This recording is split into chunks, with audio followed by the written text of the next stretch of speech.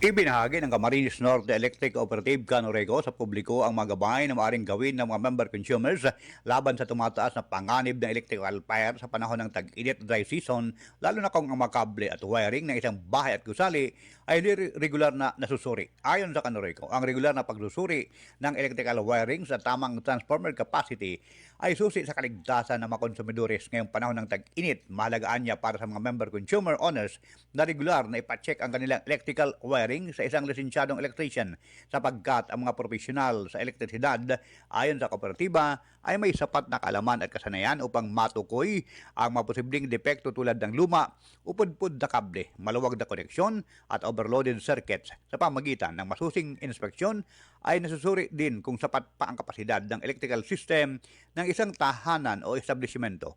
Isa sa mga mahalagang bahagi ng pagsusuri ayon sa Canorego ay ang pagtukoy kung kinakailangan na ng transformer o kung ang kasalukuyang transformer ay kailangan ng i-uprate o taasan ang kapasidad dahil habang dumarami ang appliances at tumataas ang load demand, maaring hindi na sapat ang dating kapasidad ng transformer. Kapag ito ay nag-overload, maaari itong magdulot ng sobrang init na nagiging sanhi ng pagkasira ng kagamitan, pagbaba ng voltahe at posibleng sunog. Dagdag ng Canorego, sa panahon ng dry season, mas nagiging tuyo ang kapaligiran kaya mas mabilis kumalat ang apoy kapag may naganap na electrical fault.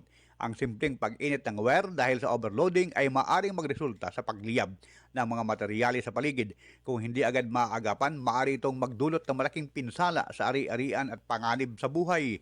Bukod sa kaligtasan, ang regular na inspeksyon ay nakatutulong din anya upang mapanatili ang epesyenteng paggamit ng kuryente. Sa huli, ang pagkuha ng serbisyo ng lisensyadong electrician ay isang mahalagang pamumuhunan para sa kaligtasan, kaayusan at kapayapaan ng isip ng bawat member consumers. Para sa Radyo Pilipinas, yan ang mga balitang alay sa Diyos at alay sa bayan. Ito si Romel Penix, naglilingkod para sa bayan.